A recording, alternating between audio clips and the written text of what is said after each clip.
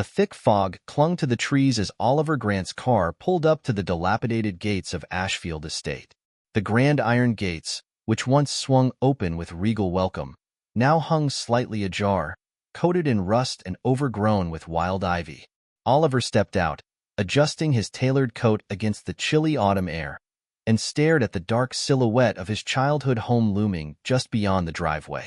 The house had been abandoned for nearly 2 decades, ever since his mother's death, and he hadn't set foot on the property since he'd left for university.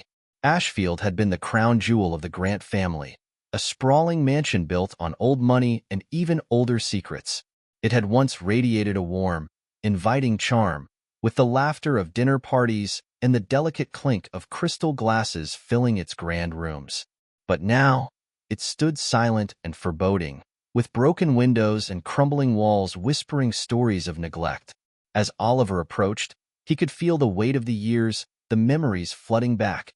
His mother's soft laugh, his father's booming voice, and the shadows of their arguments that had lingered in the hallways. Pushing open the front door, Oliver's gaze fell on the dust-coated foyer. Everything was frozen in time. The grand chandelier hung precariously, cobwebs glistening in its once gleaming crystals, and family portraits stared down from the walls, eyes following his every move. Despite the decay, he could still see glimpses of his past life here. He hadn't realized how much he'd missed this place, or how deeply he'd buried the memories. His footsteps echoed as he walked deeper into the mansion, passing through rooms filled with ghostly furniture, draped in white sheets, as if the house itself had tried to hide its history. He ran his fingers over the old piano in the music room, memories of his mother's gentle playing rushing back to him. She had always been his safe haven amidst his father's relentless ambitions and towering expectations. He'd idolized her, the woman who seemed to know the answers to every question he had, until she was suddenly gone. He turned toward the library, a room he rarely entered as a child, as it had been his father's domain. Even in the dim light, Oliver could see that nothing had changed. Books still lined the walls, meticulously organized, though now coated with dust. The only difference was the thick layer of dust that clung to everything, sealing the room in a haze of forgotten days. As he scanned the room, a glint caught his eye on the large mahogany desk his father had favored. Puzzled, he moved closer and found a single envelope, oddly pristine amidst the decay. His name was written on the front in elegant script, Oliver Grant. The handwriting sent a jolt through him, for it was unmistakably his mother's. For a moment, Oliver stood frozen, his pulse quickening. How could this be? She had been gone for years, yet here was a letter in her hand, addressed to him. He carefully picked up the envelope, feeling its slight weight. The paper was old but not brittle, suggesting it hadn't been here for long. His mind whirled with questions, the eeriness of the discovery making the hairs on the back of his neck stand up. He gently tore open the envelope, his hands trembling. Inside was a single sheet of paper with a brief message, written in her delicate cursive. "My dearest Oliver, if you are reading this, then you have come back, and I am long gone. There is something I never told you, something that may change how you see everything we built here. Ashfield is not what it seems. Look deeper, my love, and you'll find the truth." The words blurred as he read and reread them. His mother, who had always been open and honest, had left him a message filled with secrets. Ashfield is not what it seems.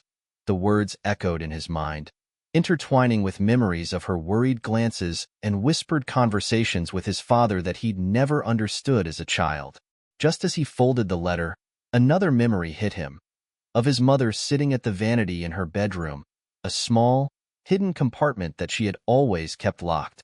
As a child, he'd found it strange, but he'd been taught never to question her privacy. Now, with the letter in hand, he felt a pull to check that hidden drawer. He made his way to her room, every step stirring up more dust, more memories. The door creaked as he entered, and there, just as he remembered, was the ornate vanity with its small drawer tucked away in the side panel. Gently, he pulled it open. Inside was an old, tarnished key and a photograph of a young woman who bore a striking resemblance to his mother. On the back of the photograph was a single word, Eliza. Staring at the photo, Oliver's mind raced. He had never heard of anyone named Eliza, and his mother had never spoken of any relatives beyond her immediate family. Yet, here was a photograph hidden away, alongside a mysterious letter, both pointing towards secrets she had taken to her grave. The letter and the photograph raised countless questions, and Oliver knew he wouldn't find peace until he uncovered the truth.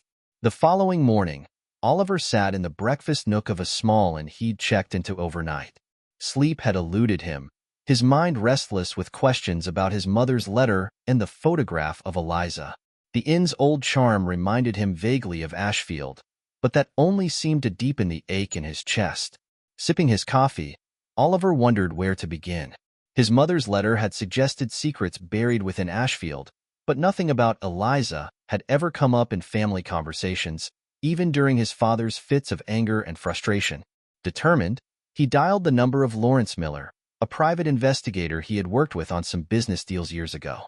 Lawrence was known for his discretion and tenacity, two qualities Oliver desperately needed. When Lawrence picked up, Oliver quickly filled him in, skimming over the eeriness of the letter's appearance, but emphasizing the mystery surrounding the name Eliza. She might have been an old family friend or even a relative. "I'm not sure," Oliver admitted, attempting to sound practical, though a deep unease simmered beneath. "I need you to dig into her past, find out if there's any connection to my mother or the estate." "Understood," Lawrence replied smoothly. "I'll look into her background and see if anything about this Eliza surfaces. Give me a couple of days." With the wheels in motion, Oliver returned to Ashfield, feeling strangely reluctant yet compelled. He began his search in his father's study, rifling through drawers, leafing through journals, and even scanning the old ledgers meticulously kept on Ashfield's expenses and income. Most of the entries were routine, but a handful stood out. Cryptic payments labeled Provision Fund, always directed to the same obscure account over a span of 5 years. The transactions ceased abruptly around the time of his mother's death. The pattern disturbed Oliver. Could the money have been for Eliza? And if so, who was she to warrant such support? As he continued digging, a wave of frustration washed over him. He had combed through nearly every drawer in the study with no substantial answers, just a growing pile of questions. Yet, he felt that something vital was slipping through his fingers. His search took him to his father's desk drawer, where he found a worn leather journal. The spine cracked slightly as he opened it, flipping through his father's sharp, slanted handwriting. Pages upon pages were filled with business notes, travel plans, and occasional rants about various business rivals. But toward the end, the entries grew darker, more personal.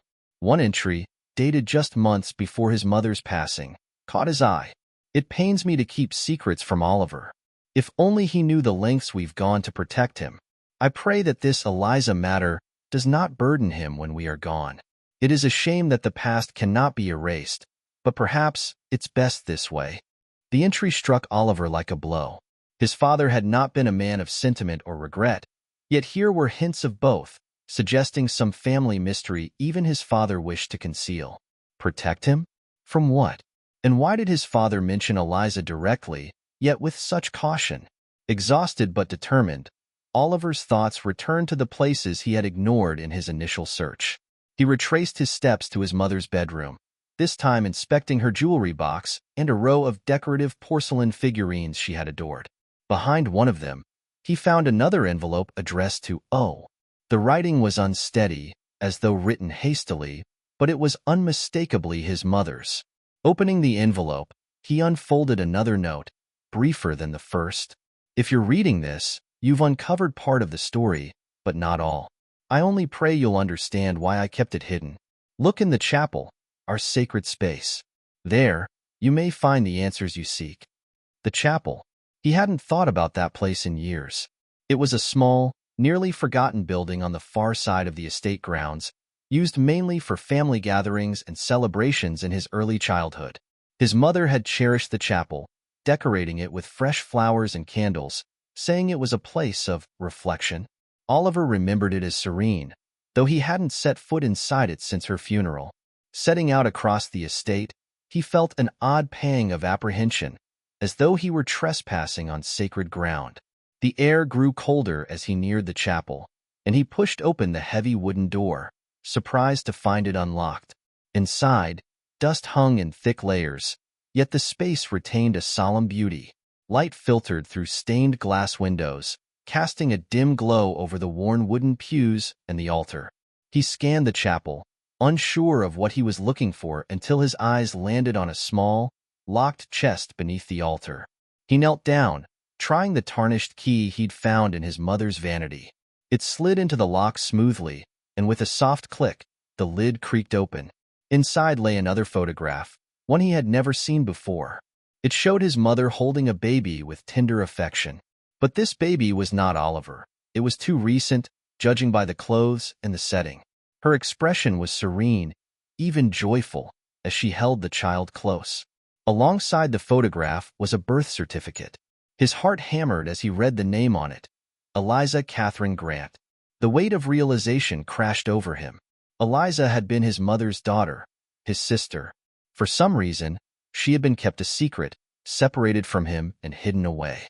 His parents had chosen to conceal her existence, leaving Oliver in the dark all these years. The confusion in his mind turned into a fierce determination. Why had they done this? And what had become of Eliza?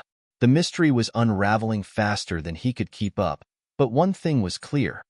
His life was built on a foundation of secrets, and it was time to uncover them all. Leaving the chapel with the birth certificate and photograph, Oliver's thoughts spiraled.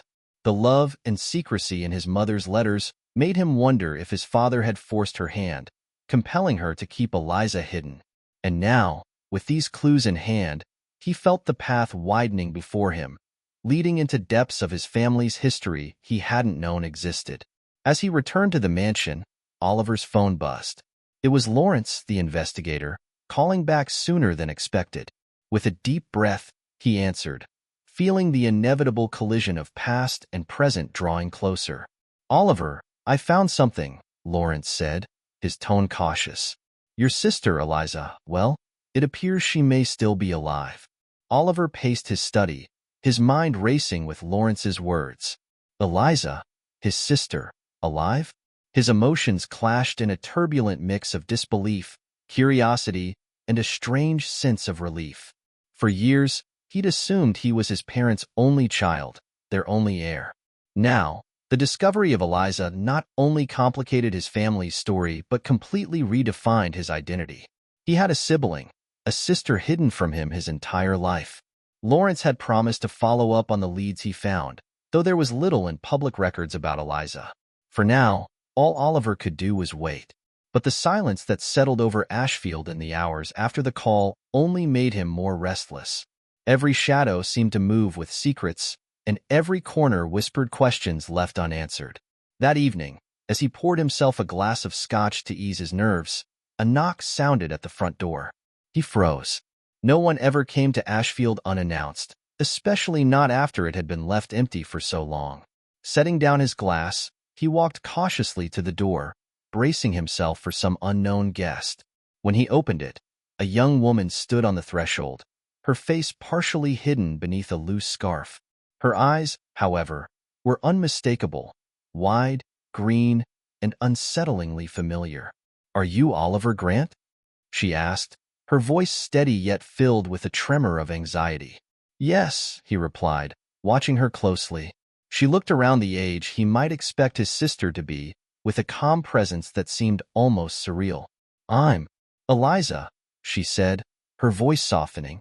She held out a locket in her hand, a small, silver pendant that glinted faintly in the dim light of the hallway. I think I'm your sister." Oliver's breath caught, the air thickening around him. He studied her face, taking in the high cheekbones, the slight tilt of her jaw, features that mirrored his mother's. But even as he registered the familial resemblance, doubt crept in. Eliza? How could she have found him so quickly? And why now, after all these years? "Come in," he managed, stepping back to let her enter. She moved with quiet grace, her eyes sweeping over the grand, dimly lit hall. Oliver led her to the sitting room, the only space he had made moderately livable since returning to Ashfield, and motioned for her to sit. "Lawrence, my investigator, only just discovered you might be alive," he said, his tone cautious, bordering on suspicion.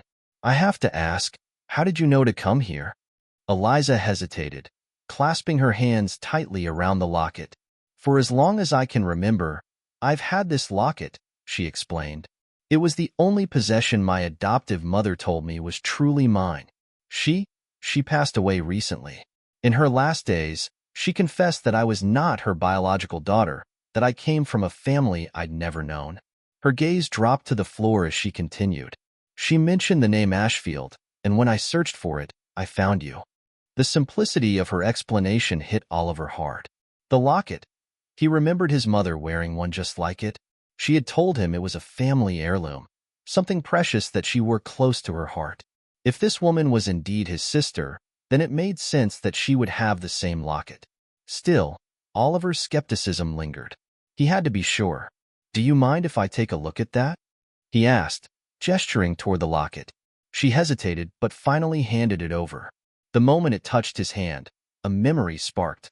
A childhood image of his mother placing her locket in a small box next to a nearly identical one. She had kept two, and now, after all these years, the second one had reappeared with this woman before him. The resemblance, the locket, her story, they all seemed to align. But Oliver needed more than circumstantial proof. He looked at her, studying her face, her expression. Eliza, if what you're saying is true, then I have to know something. His voice softened, becoming more genuine. I've been searching for answers. All I've found are fragments, letters, photographs, things that hint at secrets I never knew existed.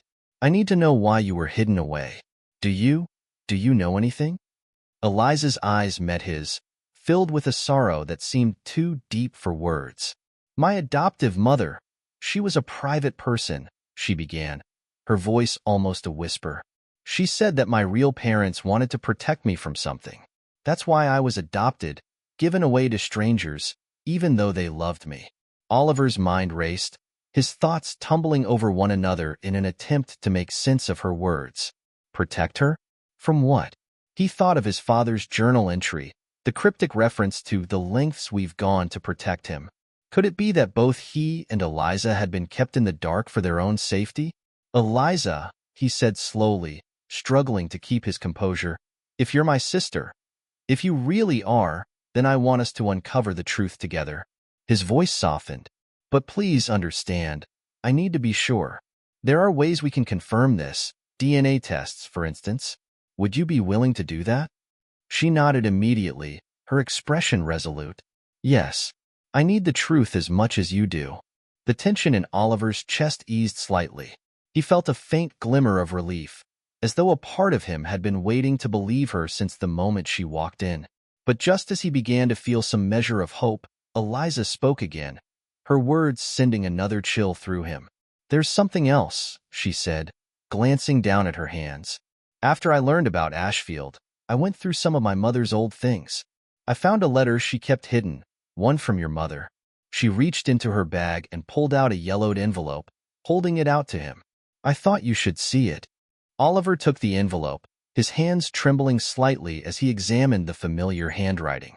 The letter bore his mother's elegant script, but the contents were unlike anything he had expected. In it, she wrote of her fears, of how she had tried to protect both of her children from a threat she could never fully name, something tied to their family's past. But it was the final line that struck him hardest. I pray that someday, you and Oliver will find each other, and that together, you will be stronger than any force that could try to tear you apart. The weight of her words settled heavily over him. His mother's fears, her sacrifices, they had all been for him and Eliza, to shield them from some dark legacy he had yet to uncover. He felt a mixture of anger and gratitude, the knowledge that his mother had loved them both fiercely, yet had felt compelled to separate them. The why still eluded him, but he knew one thing. He could not abandon Eliza now. I believe you, he said quietly, looking at her. And I want us to understand this, everything, together. But we'll have to be careful. There's still so much we don't know, and I have a feeling that whatever my mother feared, it hasn't vanished. Eliza nodded, her expression resolute. I've been alone for so long, searching for answers. I'm ready to find them, even if it means facing whatever shadows lie in our family's past." As they sat in silence, an unspoken understanding passed between them. They were bound by blood and by secrets that stretched beyond their lifetimes, into a history that had only just begun to reveal itself. For the first time, Oliver felt the presence of family, someone who shared his mystery, his questions, and perhaps even his strength. And though the future seemed uncertain, he knew one thing with clarity. He would protect Eliza as fiercely as his mother had tried to protect them both. In the days that followed, Oliver and Eliza settled into an unusual rhythm at Ashfield. While Oliver scoured the mansion for further clues, Eliza spent her time exploring the rooms she had only ever heard about in her adoptive mother's whispered stories. Despite the eerie quiet that filled the estate, they both felt a strange comfort in each other's presence, a shared purpose, an understanding that they were no longer alone. One afternoon, Oliver found himself in the attic, sifting through decades of forgotten belongings. The air was thick with dust, and the light filtering through the small, cracked window illuminated the space in an almost ethereal glow. His gaze fell on a leather trunk tucked away in a corner, its surface marred with age but locked with a rusted padlock that looked disturbingly intact. Remembering the old key from his mother's vanity, he retrieved it from his pocket and, with a hopeful breath, inserted it into the lock. With a click, the padlock opened, and he carefully lifted the lid. Inside, he found stacks of letters bound with twine, each envelope marked with the initials ECG. The handwriting was unmistakable, his mother's. But these letters were different. They were not addressed to his father or him. They were addressed to someone named Catherine. Curious, he opened one of the letters and began to read. "My dearest Catherine, the decision to send Eliza away weighs on me more heavily than I can bear. My heart aches each day, and I live in fear that one day she will not forgive me for what I have done. But I have no choice. There are forces beyond our control, tied to the Grant name, and I will not let them destroy her as they nearly did me." The words blurred as he struggled to comprehend their meaning. His mother's agony leapt off the page, her desperation palpable in every sentence. But who was Catherine? And why had his mother confided in her so deeply? He quickly scanned a few more letters, each revealing fragments of the same story. A promise to protect Eliza by sending her away, a mysterious danger tied to the family name, and repeated pleas for Catherine to care for Eliza if anything should happen to her. Realizing the letters hinted at a threat, Oliver felt the urgency to understand what his mother had feared so deeply. He had thought his parents' secrets were buried with them, yet here, within his mother's own words, was proof that she had acted out of both love and terror. That evening, he gathered the letters and brought them to Eliza. She sat across from him in the grand sitting room, her face illuminated by the soft glow of the fire. Her eyes widened as she read the letters, her hand shaking slightly as she pieced together the fragmented confessions of their mother. "Catherine," Eliza whispered, her voice laced with sadness. "That was my adoptive mother's name." The room fell silent. The truth crashed over them. Eliza's adoptive mother had been Catherine, the very person their mother had trusted with her daughter's life. Their mother had sent Eliza away to protect her, and Catherine had obeyed, raising Eliza as her own. But why? What could have threatened their family so deeply that their mother had chosen separation over safety? Eliza looked up, her expression a mixture of disbelief and sadness. "All these years," Catherine knew. "She never told me. She raised me as her own, and yet she knew I had a family somewhere out there." Her voice cracked, and Oliver reached out to take her hand.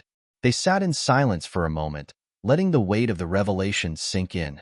Eliza had been loved, cherished even, but she had also been denied the truth of her origins, and by someone she had trusted implicitly.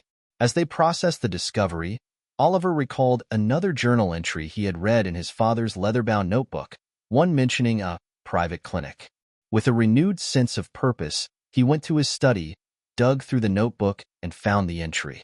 December 15, 1990, arrangements have been finalized at Rosewood. Catherine understands what's at stake. This will be best for both of them, but it is a price I never wish to pay. Oliver read the entry aloud to Eliza, and they both looked at each other, realizing that Rosewood could be a clue. A clinic associated with their family, perhaps tied to the events leading up to Eliza's adoption. There was only one way to find out. The next morning, they drove to the small town just outside of Ashfield where Rosewood Private Clinic was located. It had been rebranded over the years, but remained a small, secluded establishment. Oliver managed to speak with the head administrator, an elderly woman who remembered his father. Rosewood was known for its discretion, she told them, her eyes narrowing as she studied Oliver and Eliza. Your father, Mr. Grant. He was a good man but carried a heavy burden. He never spoke about what brought him here, but I know that Rosewood helped young women in distress, women who were with child, but unable to care for the baby. Eliza's face paled. So, it was a shelter? Yes, a shelter of sorts. A place where families could make arrangements to protect their children from certain circumstances. The woman gave them a knowing look, and Oliver felt his stomach twist. His parents hadn't just hidden Eliza away. They had placed her in a system designed to make her disappear, all under the guise of protection. Leaving the clinic, Oliver and Eliza exchanged a heavy look, both understanding now how far their parents had gone to shield them from an undefined, lurking threat. It had been enough to drive them to give up their daughter and to keep Oliver completely in the dark. As much as it pained him, Oliver couldn't help but feel a strange, bitter admiration for his mother's strength in doing something so unthinkable. On the drive back, they spoke little, each lost in their thoughts. Ashfield came into view, dark and imposing, its empty rooms holding more secrets than they could ever imagine. But for the first time, they shared a mutual determination to understand the truth, no matter what it revealed. That night, as they went through the letters one more time, Eliza found something she hadn't noticed before. A faint watermark on one of the letters, bearing a family crest neither of them recognized. It was not the Grant crest, but another, older symbol with initials beneath it, DC. What do you think this is? Eliza asked, tracing the initials with her finger. Oliver stared at the mark, his mind racing. I don't know, he replied, but I have a feeling it's tied to the danger our mother mentioned. They spent hours that evening searching through the house for any documents or records bearing the same initials, scouring every drawer, every cabinet. Finally, in the basement archives, Oliver found an old ledger bearing the same initials, the Darcy Consortium. The name rang faint bells, and after combing through the ledgers, he discovered something chilling. The Darcy Consortium had been involved in numerous Grant family business deals dating back to the 1800s, transactions, holdings, partnerships, but all had ended abruptly when Oliver's grandfather severed ties with them before his untimely death. According to the notes, the consortium had specialized in gaining leverage over powerful families, drawing them into a web of dependence and control. The Grants had broken free, but not without cost. As Oliver read aloud, Eliza's face hardened. Do you think they could have been the threat our mother was talking about? Oliver nodded grimly. It's possible. If our family was entangled with them, perhaps severing those ties had consequences that rippled down to us. The consortium might have seen Eliza as collateral, and maybe that's why our mother feared for us both. With the pieces finally starting to fit, a cold determination gripped Oliver. The Darcy Consortium wasn't just a remnant of his family's past. It was a force that had shaped their lives in ways he was only beginning to comprehend.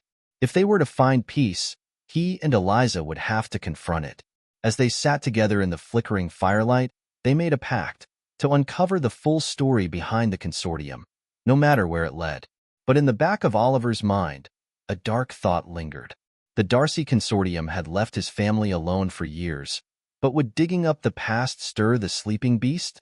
Only time would tell, and he knew that they would have to face whatever dangers lurked in the shadows of Ashfield and beyond. The following day, Oliver was jolted awake by the sharp ring of his phone. Groggy, he glanced at the screen. It was Lawrence, his investigator. The urgency in Lawrence's voice was evident as he greeted Oliver without the usual small talk. Oliver, I found some information. But before I continue, I want to advise caution. What I've uncovered, it's bigger than we anticipated. Oliver sat up, his heart quickening. Go on. Lawrence hesitated. The Darcy Consortium is not just a name in your family's past. It's a private organization deeply rooted in controlling influential families across Europe and the US, known for ruthless measures to preserve their power. They keep profiles on families like yours, people with assets they want in their circle or under their influence. This isn't just about money. It's about secrets, leverage. They're involved in industries your family's empire touches: pharmaceuticals, technology, finance. They create dependencies, collecting debts that are almost impossible to repay. The weight of Lawrence's words settled on Oliver's chest. And my family? How did we get involved? Lawrence paused. Your grandfather struck a deal with them during a financially rocky period. They pulled him out of debt, but there was a cost. When he tried to break away, things took a dark turn. He wasn't the only one who paid the price. Your mother, too, it seems. A chill went through Oliver. His mother had protected Eliza and him from this legacy. She'd sent Eliza away, leaving her with Catherine, and she'd kept Oliver in the dark. But now, here he was, closer than ever to the secrets she'd feared. And what about Eliza? Oliver asked, his voice tight. Is she in danger? Lawrence's response was grim. If the Darcy Consortium knows she's back, yes. They see anyone with Grant blood as potential leverage. They may have lost interest for a while, but if they realize you're reconnecting, they may attempt to exploit that bond. After hanging up, Oliver felt the room closing in around him. The consortium's shadow stretched farther than he had ever imagined. His first instinct was to keep Eliza safe, perhaps even send her away. But he knew that wouldn't solve anything. They were in this together now, for better or worse. He found Eliza in the library, studying one of the old family ledgers they had uncovered. She looked up, immediately sensing the tension in his face. Did Lawrence find something? She asked, her voice steady but her eyes full of concern. Oliver nodded. He did. The Darcy Consortium is far more dangerous than we realized. They controlled our family once, and if they're still monitoring us, we could be at risk. Eliza's expression hardened, a resilience sparking in her eyes. So, they think they can just lay claim to us? Like we're pawns in some business arrangement? Oliver nodded, feeling the same indignation rise within him. Exactly. They thrive on control, and they'll use any weakness they can find. She sighed, looking down at the ledger she had been reading, the words on the page blurred by her frustration. So what do we do? Just sit here, hoping they don't notice us?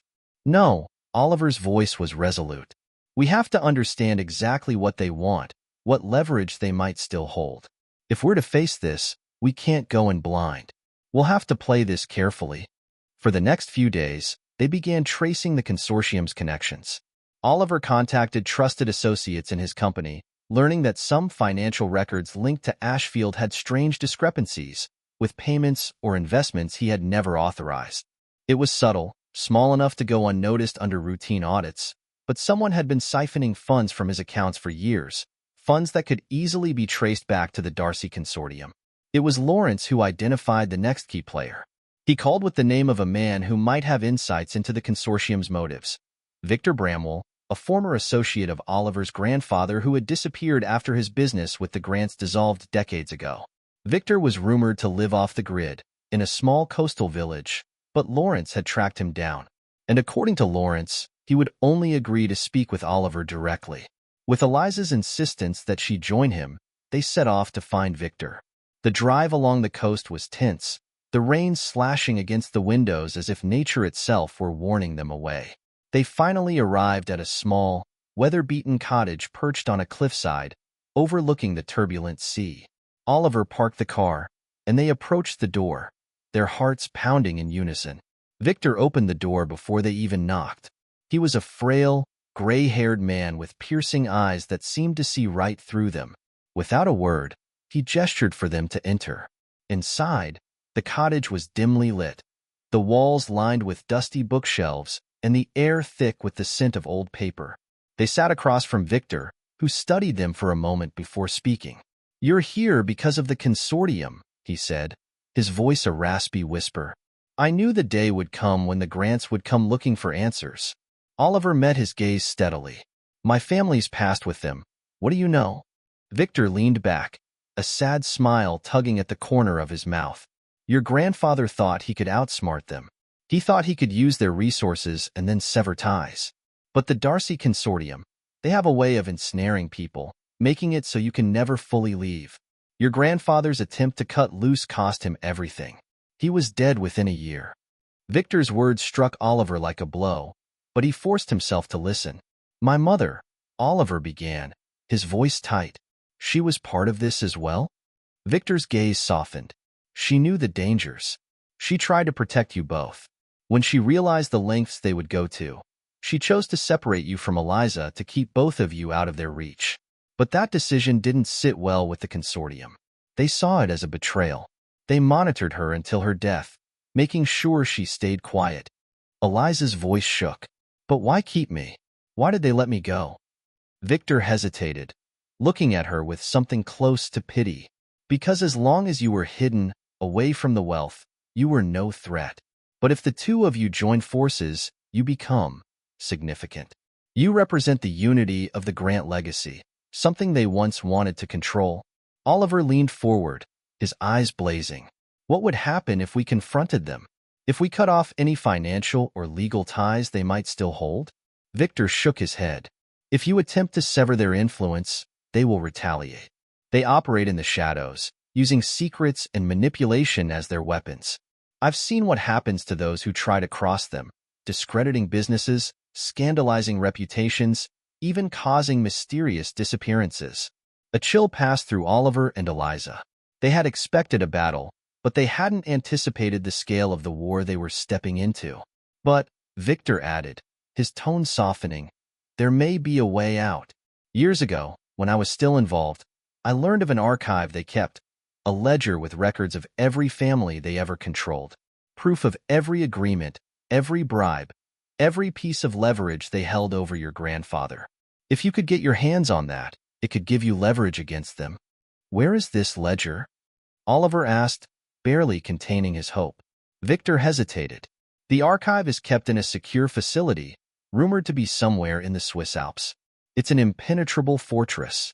But there is one person who might know how to access it, someone they trust implicitly. He handed Oliver a piece of paper with a name scribbled on it, Lucien Darcy. Lucien is a distant relative, part of the old Darcy family bloodline. He's been deeply involved in the consortium's activities and keeps a close watch on its interests. If you can find him, he might hold the key to reaching that ledger. Oliver folded the paper, his mind already racing through possibilities. It was a risk, but this was their best, and perhaps only, chance to escape the consortium's grasp.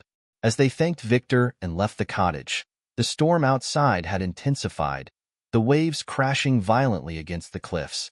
Back in the car, Eliza turned to Oliver, her expression resolute. We can't turn back now, Oliver, she said, her voice steady. We need that ledger. If we don't take action, we'll live in fear, just like our mother did. He nodded, feeling the gravity of their next steps settling heavily upon them. Together, they had started a journey toward truth and freedom, a path fraught with hidden dangers and risks. As they drove back toward Ashfield, Oliver knew that his life, and Eliza's, was about to change irrevocably. The Darcy Consortium was an ancient force, but with Eliza by his side and their mother's spirit guiding them, he felt a strength he hadn't known before. They were ready to face whatever awaited them, and for the first time, he believed they could overcome it. The days after their visit with Victor felt like the quiet before a storm. Oliver and Eliza had returned to Ashfield, knowing their next step would be their boldest yet, finding Lucien Darcy, the one person who might hold the key to the consortium's secrets. As the enormity of their plan loomed, Oliver felt a blend of fear and resolve, realizing that they were not only risking their reputations but their lives. Eliza spent her nights in the library, poring over every letter, ledger, and hidden note they had found, desperate to find any mention of Lucien or his role in the consortium. Meanwhile, Oliver coordinated quietly with Lawrence, who had agreed to assist with tracking Lucien's whereabouts. They had to keep their movements quiet, their plans secret. The consortium had eyes everywhere, and one misstep could spell disaster. Finally, after days of anxious waiting, Lawrence called. He had found Lucien. He's in Zurich, staying at a high-security estate he owns on the outskirts of the city, Lawrence explained. It's a fortress. But there's a gathering he's hosting next week, a fundraiser event for some of the consortium's private causes. Public enough for you to attend, but exclusive. You'll need an invitation. Oliver thought quickly, his mind spinning with ideas. Can we make one happen? Lawrence paused. I have a contact who can arrange it, but it won't be cheap. And it'll only be for you and Eliza. No entourage. That's perfect, Oliver said, glancing over at Eliza, who was already nodding her approval. Arrange it, and let us know the details. In the days leading up to the event, they prepared meticulously. Oliver arranged for security measures, exit strategies, and memorized their cover stories. They would attend as wealthy philanthropists interested in supporting the consortium's humanitarian efforts, a vague term that masked its true motives. Eliza, always calm and poised, would play the role of his partner, ensuring she was close enough to Lucien to gather information without attracting suspicion. The night of the event arrived, and Oliver and Eliza made their way to Lucien Darcy's estate in a sleek black car, nerves masked behind carefully composed expressions. The estate itself was a marvel of opulence, sprawling gardens lit by soft golden lights, with a towering mansion at its heart. Guests dressed in lavish gowns and sharp tuxedos drifted through the gates, and Oliver noted the heavy presence of security guards, each armed and vigilant. They handed their forged invitations to the guards at the entrance and stepped inside, where crystal chandeliers illuminated the grand ballroom. Classical music played softly, filling the air with an eerie calm that contrasted sharply with their anxiety. Oliver's eyes scanned the room, searching for Lucien, until he finally spotted him. A tall, silver-haired man, his movements smooth and commanding as he greeted guests with a warm but calculating smile. Eliza, maintaining her composure, leaned closer to Oliver and whispered, "He's exactly how I imagined. That smile. It's like he's sizing everyone up." Oliver nodded, his gaze locked on Lucien. "He is. Let's make our approach subtle. We need him to invite us into his world, not suspect we've come to infiltrate it." They made their way toward Lucien, mingling with other guests and discussing art and business ventures until they were close enough to be noticed. When Lucien's eyes finally met Oliver's, Oliver felt the man's shrewd gaze assessing him, instantly curious. Lucien extended a hand, his smile revealing perfectly white teeth that somehow only deepened Oliver's unease. "Mr. Grant," Lucien said, his voice smooth as silk, "it's a pleasure to meet you. I've heard of the Grants, of course, old family, fine legacy." "Likewise, Mr. Darcy," Oliver replied, shaking his hand firmly. "My family's legacy is important to me, and I find it's only preserved when one aligns with the right interests." Lucien's smile sharpened. "Indeed. And is that why you're here tonight? To align with the right interests?" Oliver nodded, careful to maintain a composed demeanor. "I have a passion for building something that lasts. But as we both know, that sometimes requires protection from certain outside forces." Lucien's eyes flickered, just briefly, a flicker Oliver didn't miss. "Ah, you understand well, Mr. Grant. The world is full of threats, forces that threaten even the most powerful legacies. Perhaps that's something we can discuss further." At Lucien's invitation, Oliver and Eliza moved with him to a private seating area at the edge of the ballroom, a secluded corner that gave them privacy from the rest of the gathering. Lucien motioned for a waiter, who brought glasses of fine whiskey, and he raised his glass to them. "To protection," he said with a smile. They clinked glasses, and as Oliver sipped, he felt the tension in his stomach twist tighter. Lucien's tone was casual, almost friendly, but beneath it, Oliver sensed the unspoken threat, a reminder that Lucien's goodwill could vanish as easily as it had appeared. Eliza broke the silence, her voice soft but steady. "Mr. Darcy, I'm fascinated by the work the consortium does. I understand that your organization has a remarkable reach. Keeping families like ours safe from outside forces must be challenging." Lucien's eyes narrowed slightly, his curiosity piqued by her boldness. Miss Grant," she said smoothly. "Eliza Grant." Lucien's gaze lingered on her, and Oliver could see him piecing together a story in his mind. "Of course," he murmured, setting down his glass. "The Grants, a storied family indeed. You know, I had dealings with your grandfather. He was a visionary in his own right. However, some visionaries misunderstand the nature of partnership. They forget the importance of loyalty. The veiled insult to his grandfather stung, but Oliver kept his expression neutral. My grandfather was a proud man, but times have changed. I'm here because I believe in building alliances. Lucien smiled, his satisfaction evident. And that is wise. The Darcy Consortium exists to support our allies, ensuring they remain unshaken in a volatile world. However, he added, his gaze sharpening, loyalty comes at a price. Only those who commit fully find the benefits worth the cost. Eliza leaned in, her eyes meeting Lucien's with a piercing intensity. And what, exactly, does that commitment entail? Lucien's smile widened. A simple understanding. Those within our circle share everything. Our resources, our connections, our secrets.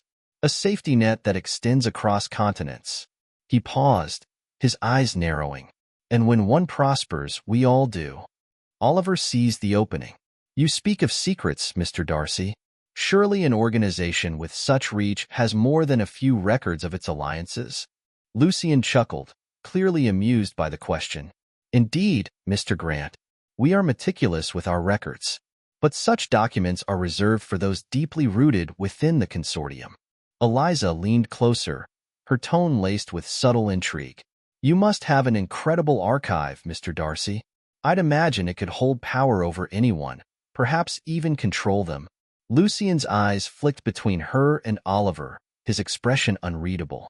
Yes, but not everyone is given access to our inner workings. Some things are better left untouched. Oliver felt a surge of frustration, realizing that Lucien wasn't about to reveal anything without a push. Before he could formulate a response, however, Lucien's gaze darkened, and his tone grew colder. I must ask, Mr. Grant, he said, voice low, why the sudden interest in the consortium? One does not typically approach us lightly. Oliver maintained his composure, but he knew Lucien's suspicion had been triggered. Because I'm facing pressures that threaten my family's standing, he replied smoothly.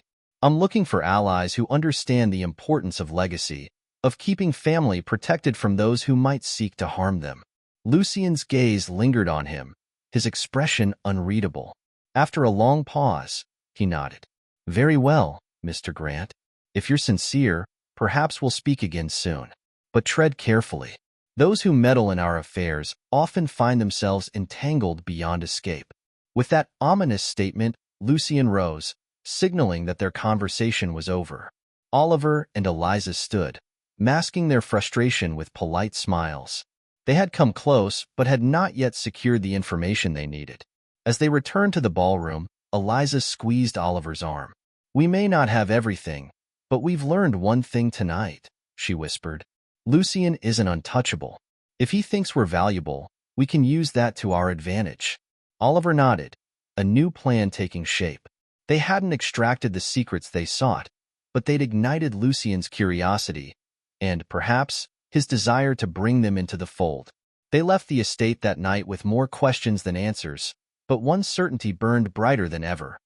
The only way to break free of the Darcy Consortium was to infiltrate it fully, leveraging their heritage and Lucien's intrigue against him. Together, they would turn the tables on the Consortium, using their shared legacy as both shield and weapon.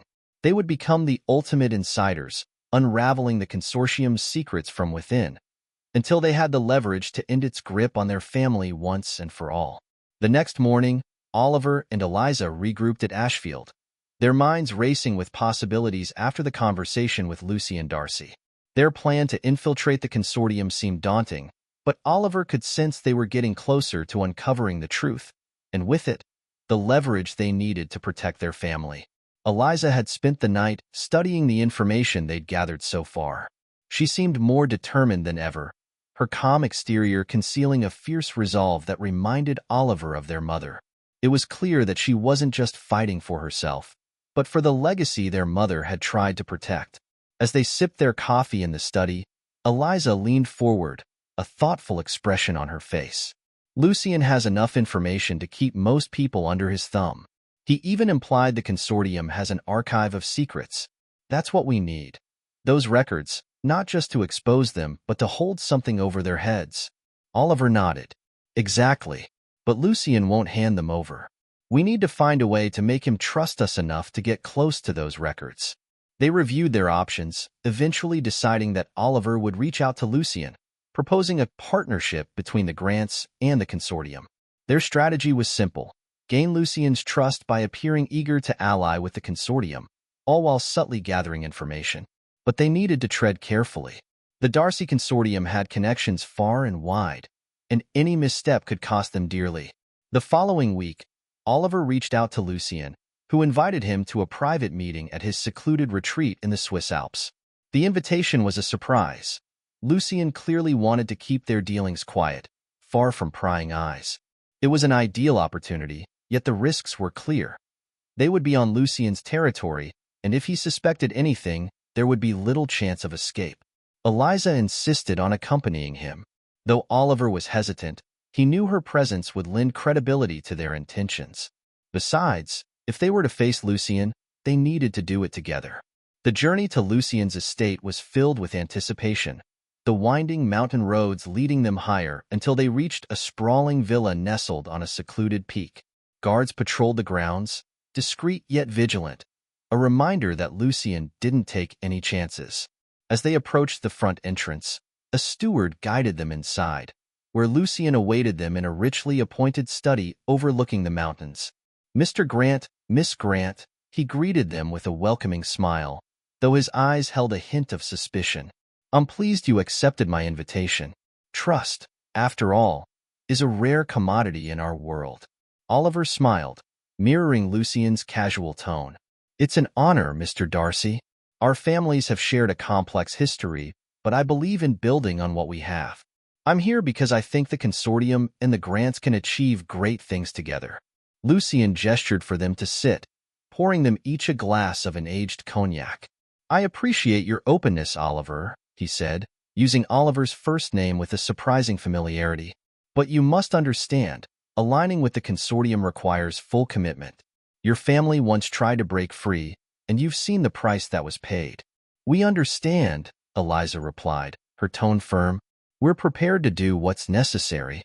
Lucien studied her, a glimmer of intrigue sparking in his eyes. "Ah, yes, Miss Grant. I've heard much about you. A shame you were separated from your family for so long. But then, life often takes unexpected turns, doesn't it?" Eliza's expression remained steady, but Oliver could sense the tension in her shoulders. "Yes, it does," she replied. "But now that I've returned, I intend to protect our family's interests." Lucien nodded approvingly. "Good. You remind me of your mother." She had a similar tenacity. The mention of their mother sent a chill through the room, and Oliver felt his pulse quicken. Lucien was testing them, gauging their reaction. But Oliver held his composure, though every instinct in him wanted to confront Lucien directly, to demand answers about their mother's fate and the secrets she'd hidden to protect them. Instead, he decided to play along. "Our mother was a strong woman," he said, his voice calm, "but she paid a high price for it." Lucien's smile faltered slightly, and he leaned back in his chair, swirling his cognac thoughtfully. "Strength always comes at a price. Your mother learned that, as did your grandfather.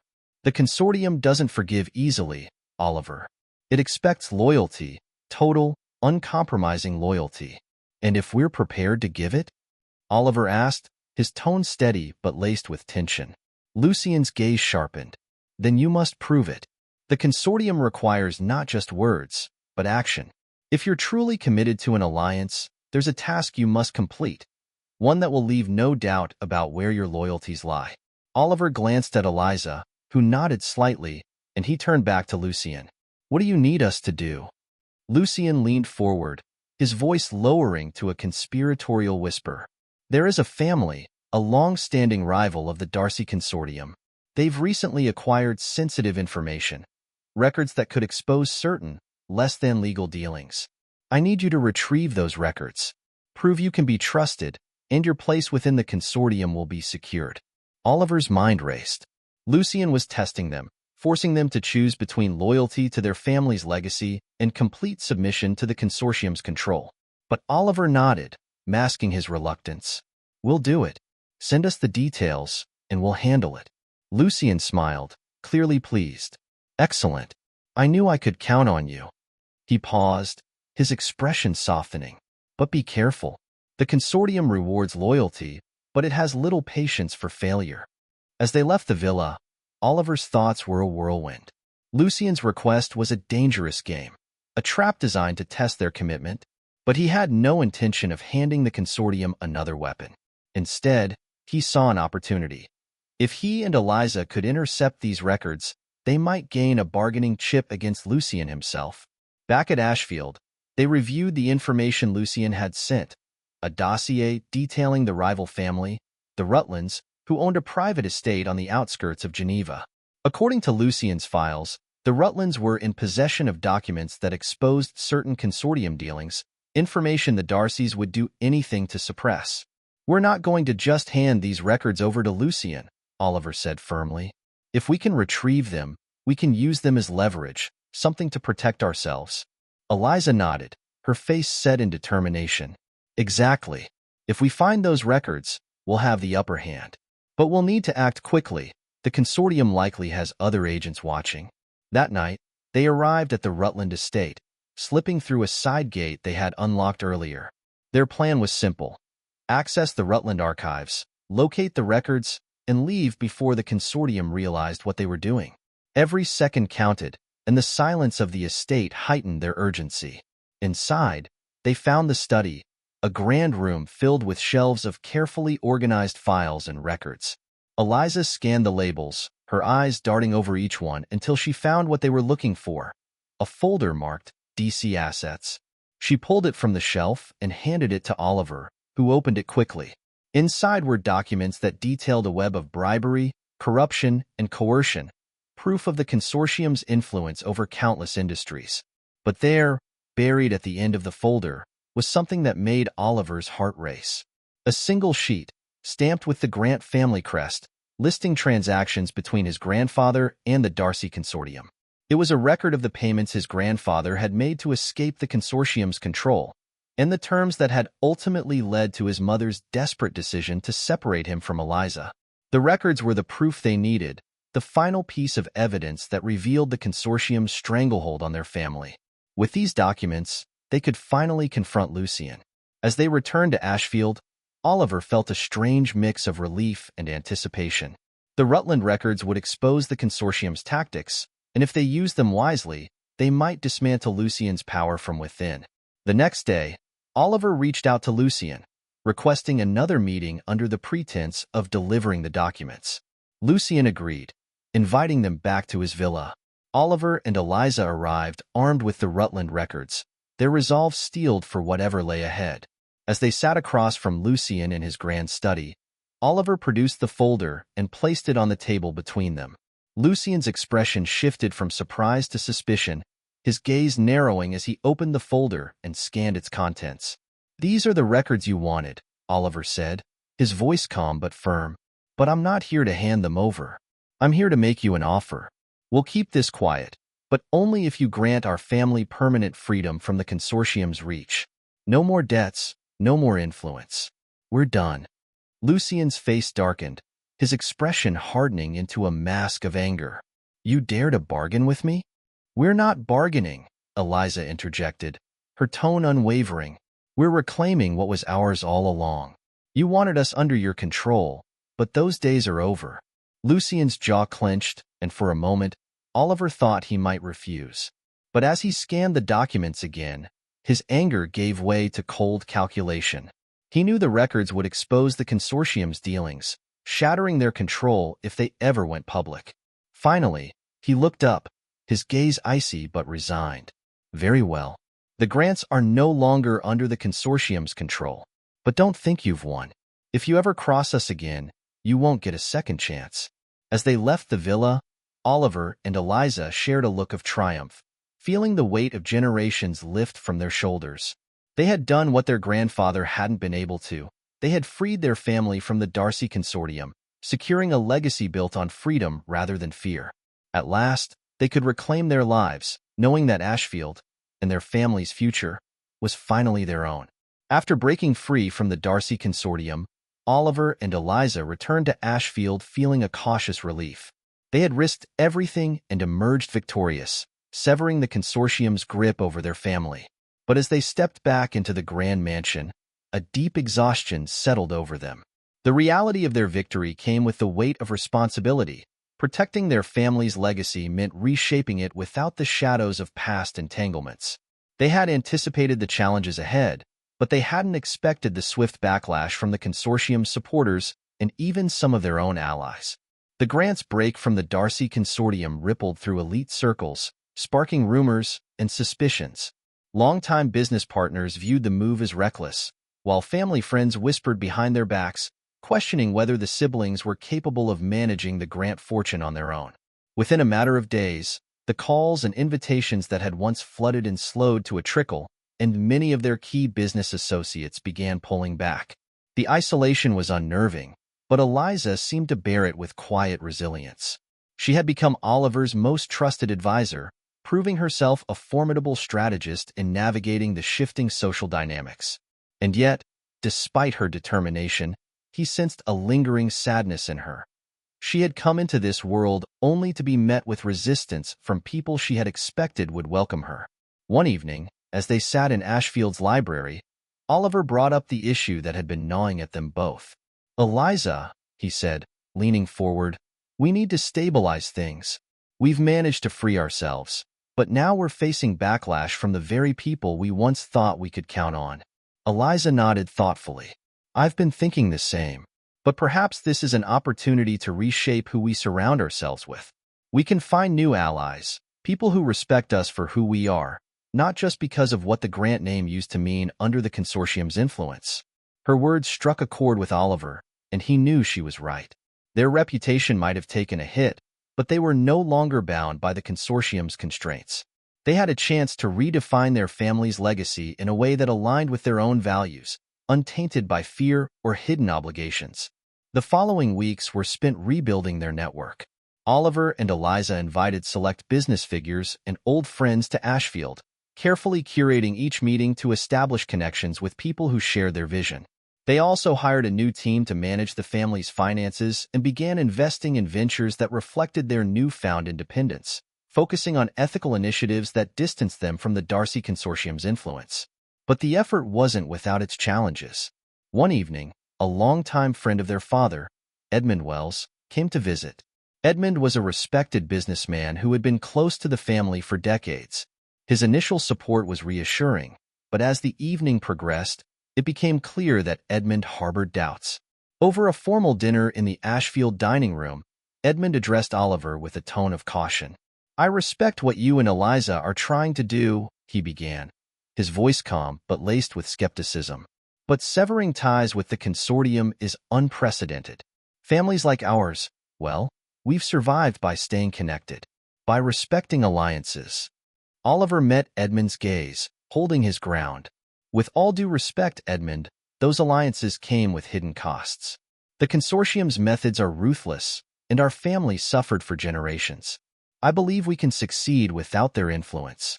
Edmund sighed, glancing briefly at Eliza before looking back at Oliver. "You're young, Oliver, and the idealism is admirable. But the business world is not so forgiving. Others may not understand why you've done this, and the consortium. They have ways of making people regret severing ties." Eliza's expression hardened. "So what would you suggest, Mr. Wells? That we continue living in fear? That we submit to a legacy based on manipulation?" The older man looked taken aback by her directness, but he nodded slowly, as if conceding to her point. "Perhaps not," he said, his tone softening. "I just want to ensure you understand the full extent of the risks. The consortium doesn't let go easily." With that, the conversation shifted back to more neutral topics, but Oliver felt the weight of Edmund's warning linger long after dinner was over. Their choice to sever ties with the consortium wasn't just about protecting their family. It was a rejection of a system that many in their world still saw as vital. Edmund's words reminded him of the pressure they would face not only from the consortium but from their own peers. As the weeks passed, Oliver and Eliza managed to stabilize their network and found a handful of allies who admired their defiance of the consortium's control. However, tension simmered in the air. a reminder that the consortium wasn't likely to let them go without consequences. Then one evening, as they reviewed a financial report together, Eliza noticed an unusual transaction. A large sum of money had been withdrawn from one of their subsidiary accounts without authorization, marked as legal consulting fees. Alarmed, she dug deeper, only to find a trail of similarly unauthorized withdrawals. Each withdrawal was carefully disguised, making it look as though they were standard business expenses. But Eliza knew better. This was the consortium's handiwork. "Oliver, look at this," she said, her voice barely above a whisper. "They're siphoning funds from our accounts, trying to destabilize us financially." Oliver's face hardened as he reviewed the documents. "So this is how they retaliate. They're hoping to weaken us financially, force us back into submission." They spent the next few days working with their financial team to block the leaks, but the experience left them wary. The consortium's reach was vast, and they would need to be vigilant to protect their assets from further sabotage. In the face of mounting challenges, Oliver realized that it was time to rally their allies and make their stand public. They couldn't fight in the shadows anymore. They needed to show the world they had broken free from the consortium's influence and were ready to forge their own path. To that end, Oliver and Eliza organized a grand event at Ashfield, inviting not only their allies but also journalists, philanthropists, and public figures who had expressed interest in their new ventures. The event would serve as both a celebration and a declaration of their independence, a public statement that the Grant family was reclaiming its legacy on its own terms. On the night of the event, Ashfield was transformed into a dazzling scene of elegance. The grand hallways were illuminated with soft lighting, the rooms adorned with fresh flowers, and the music of a string quartet filled the air. Guests mingled, curious about the Grant siblings' new direction. Oliver and Eliza greeted each guest personally, projecting an air of confidence that masked the tension simmering beneath the surface.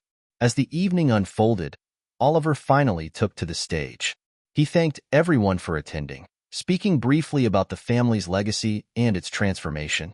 Then, in a calm yet powerful tone, he addressed the elephant in the room. "In recent months, my sister and I have made a significant choice," he said, his gaze steady as he looked out at the audience. "We've chosen to break away from the influences that once controlled our family, influences that many here tonight might know all too well. We're committed to building a future based on integrity and freedom, a legacy we can be proud of." The room fell silent, his words hanging in the air. Oliver knew the risk he was taking, openly declaring their break from the consortium. But he also knew that staying silent would only embolden the consortium to try and reclaim their control. After a moment, the room erupted in applause. Some guests looked uncomfortable, but many nodded approvingly. Oliver's speech resonated, touching on the courage it took to stand against powerful forces. For the first time, he felt a genuine sense of accomplishment. He was no longer living in his parents' shadow or bound by the fear that had haunted his family for generations. That night, as the guests slowly trickled out, several approached Oliver and Eliza privately, pledging their support. Among them were respected business leaders, influential philanthropists, and even a few journalists who promised to cover the Grant story with discretion. The support was a small victory, a sign that others admired their bravery in rejecting the consortium's grip. After the last guests had left, Oliver and Eliza sat in the empty hall, the silence around them now comforting rather than ominous. They had survived the night, and with it, they had solidified their new identity as independent heirs to the Grant legacy. Eliza looked at her brother, her expression a mixture of exhaustion and pride. "We did it, Oliver. We're finally free." He smiled, nodding. "Yes, and now, we can build something we truly believe in." Though challenges would undoubtedly lie ahead, they knew they could face them together, without the shadow of the Darcy consortium darkening their path. For the first time, Ashfield felt like home, a place no longer haunted by secrets and fears, but filled with the promise of a legacy built on resilience, honesty, and newfound freedom.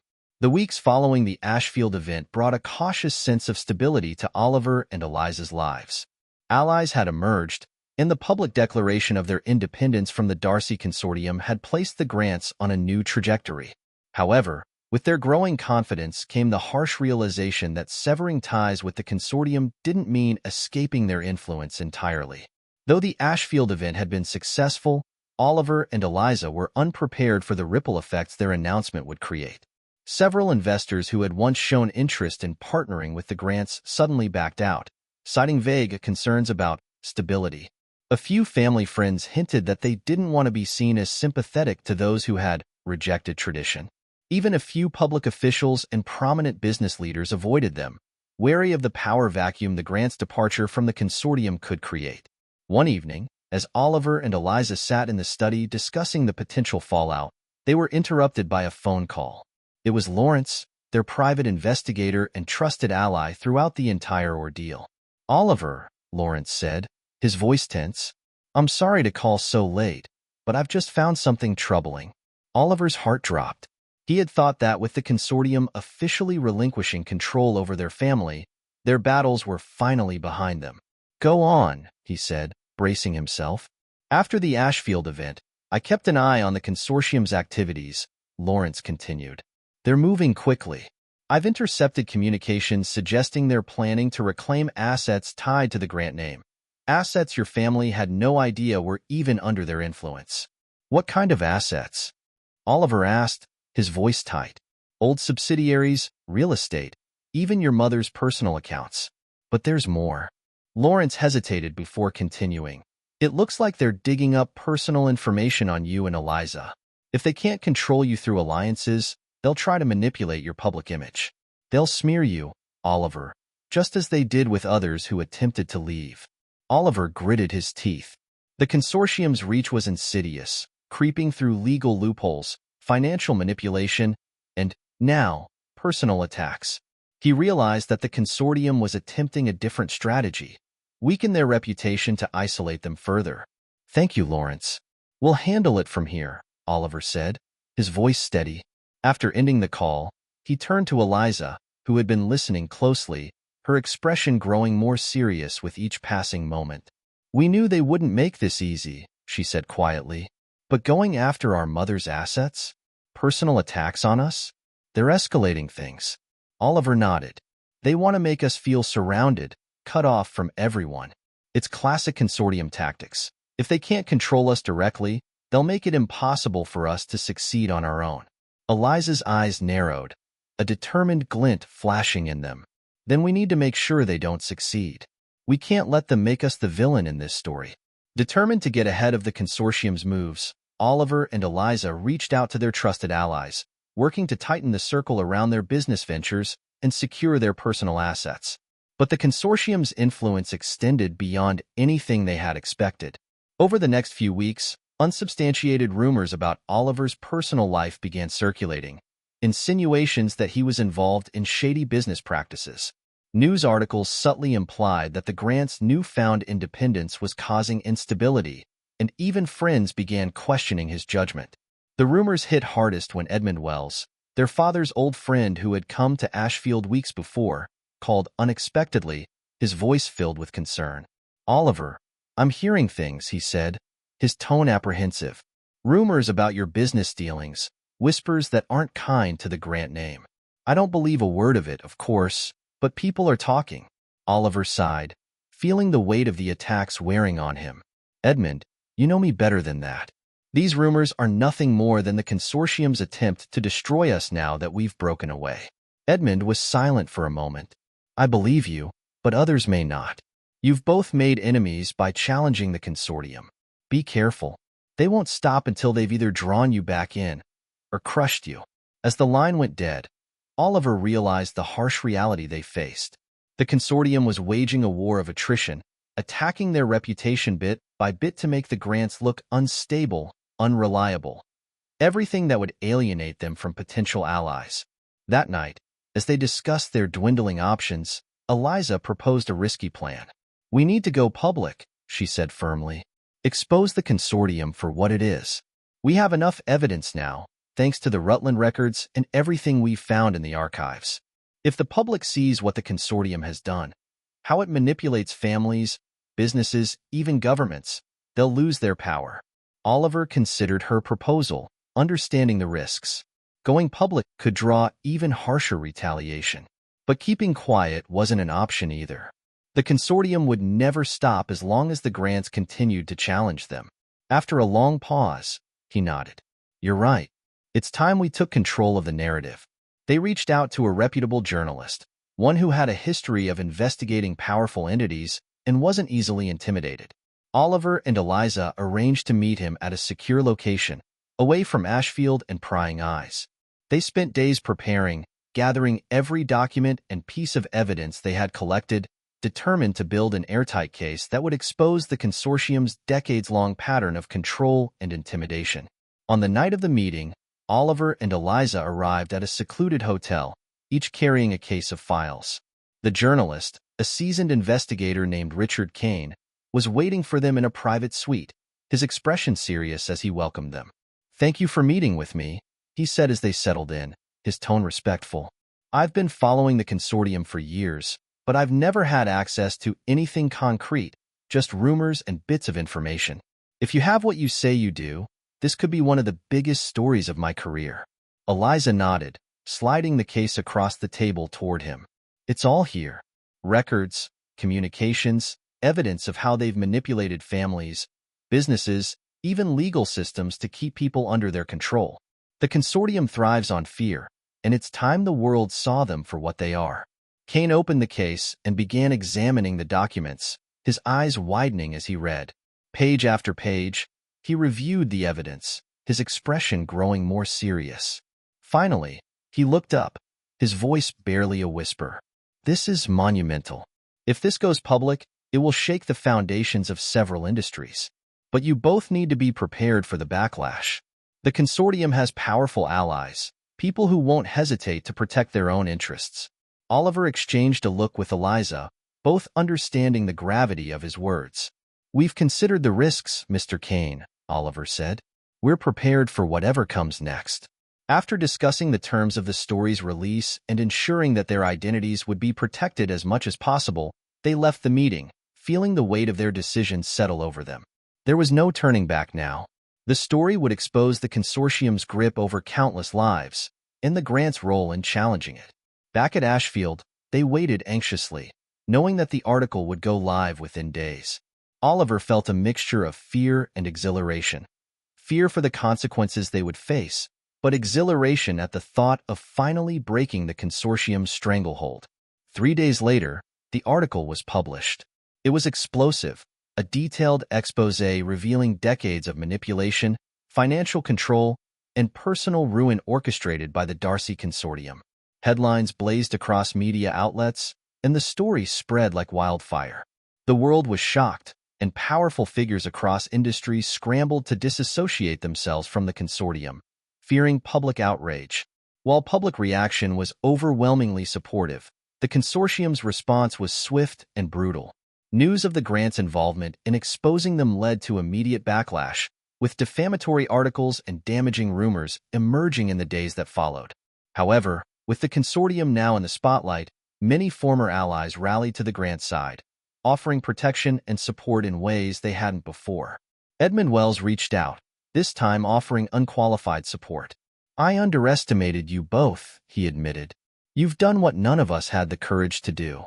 The consortium won't take this lying down, but you have allies now, people who respect what you've accomplished."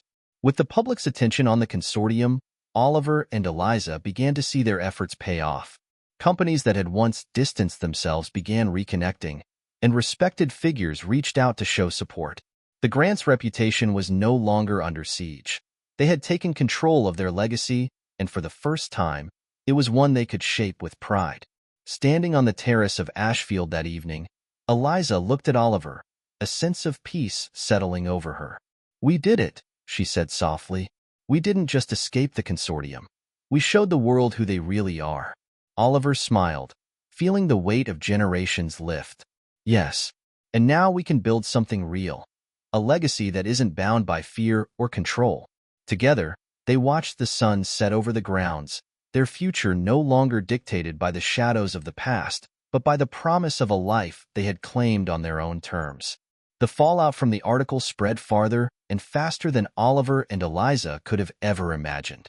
The Darcy Consortium, once a shadowy force operating behind the scenes, was now thrust into the harsh light of public scrutiny. Investigations were launched across multiple countries, high-profile resignations rocked industries, and the consortium's allies scrambled to salvage what they could. As the consortium's power base crumbled, Oliver and Eliza found themselves both celebrated and scrutinized by the world. But despite the chaos outside Ashfield, peace finally settled within its walls. For the first time, the mansion no longer felt haunted by the ghosts of secrets and betrayals.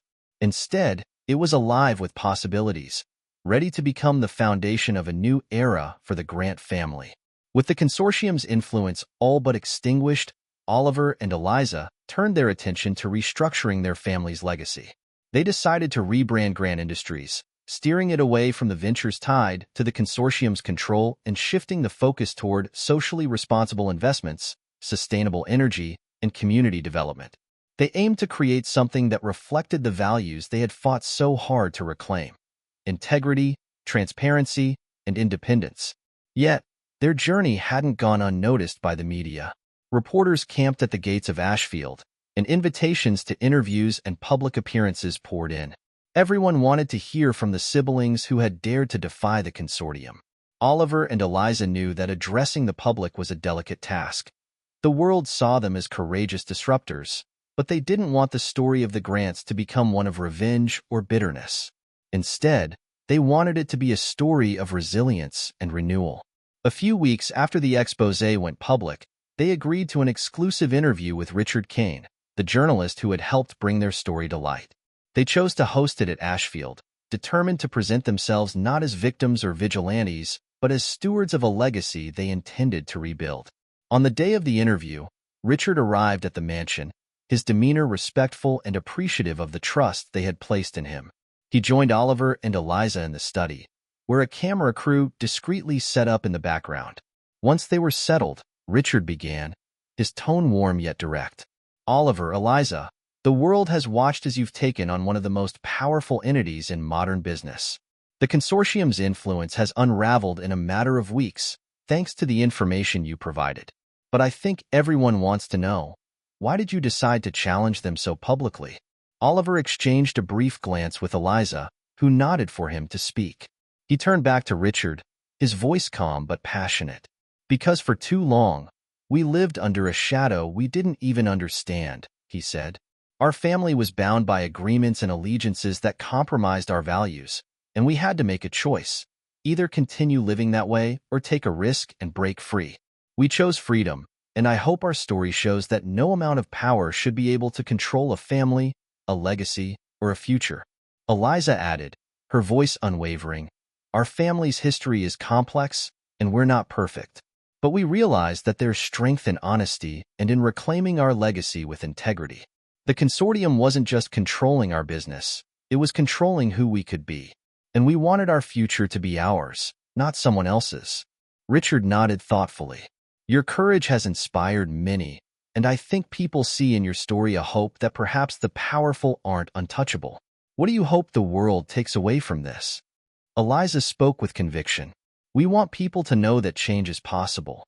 We didn't have to keep playing the same game. We could redefine what power means, what success means. And that's what we're working toward, building something that matters, that isn't rooted in fear or intimidation." The interview lasted an hour, with Richard guiding them through questions about their family, their plans, and their hopes for the future. By the time they concluded, Oliver felt a weight lift, as if speaking openly about their journey had released him from the last vestiges of the consortium's hold. When the cameras turned off, Richard thanked them sincerely, his respect evident. "You've set a new standard," he said, shaking their hands, "and I think people will remember this story for a long time." After the crew left, Oliver and Eliza walked through the halls of Ashfield, savoring the quiet satisfaction of a battle fought and won. Yet, they both understood that this was just the beginning of their journey. In the following months, their new vision for Grant Industries began to take shape. They sold off the assets that had once been linked to the consortium, using the funds to invest in initiatives that promoted innovation, community, and environmental responsibility. Their work wasn't easy. They faced resistance from certain circles, as some businesses were skeptical of their ethical approach. But they found allies in unexpected places, young entrepreneurs, community leaders, and even former adversaries who respected the strength it took to challenge the status quo. One evening, after a long day of meetings, Eliza found Oliver in the mansion's gardens. He was sitting on a bench, watching the sunset over the estate grounds, his expression peaceful. "Do you think they would be proud of us?" Eliza asked quietly, taking a seat beside him. "Our parents, I mean." Oliver took a deep breath, letting the question settle in his mind. "I think so," he said, his voice soft. "Our mother wanted us to have a life free from fear. And our father, I think he would have respected the courage it took to walk away from something powerful. They may not have been able to do it themselves, but maybe they were hoping we could." They sat in comfortable silence, watching as the sun dipped below the horizon, casting a warm, golden glow over Ashfield. The mansion, once haunted by hidden agendas and fears, now felt like a sanctuary, a place they could finally call home. As the stars began to appear in the sky, Oliver and Eliza talked about their plans for the future. Ashfield would remain the heart of the family, not as a monument to power, but as a place of unity and resilience. They discussed ideas for hosting public events at the estate, from charity galas to educational programs, opening its doors to the community to help reshape the family's image and inspire others to pursue their own legacies without compromise.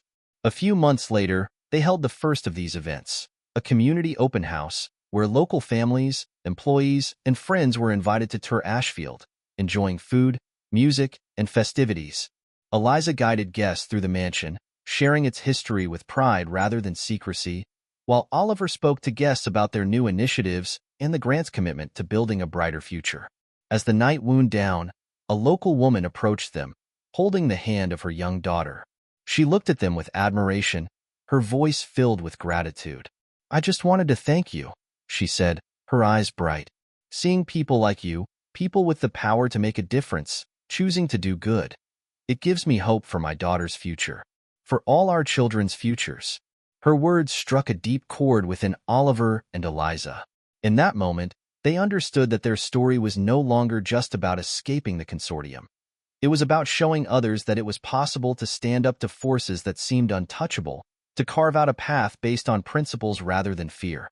As the event wound down and the guests trickled out, Oliver and Eliza walked together through Ashfield's gardens, reflecting on the journey that had brought them to this place of renewal and purpose. They had faced the darkness of their family's past, untangled the web of control that had bound them, and emerged with something far more precious than power, a legacy of freedom, resilience, and integrity.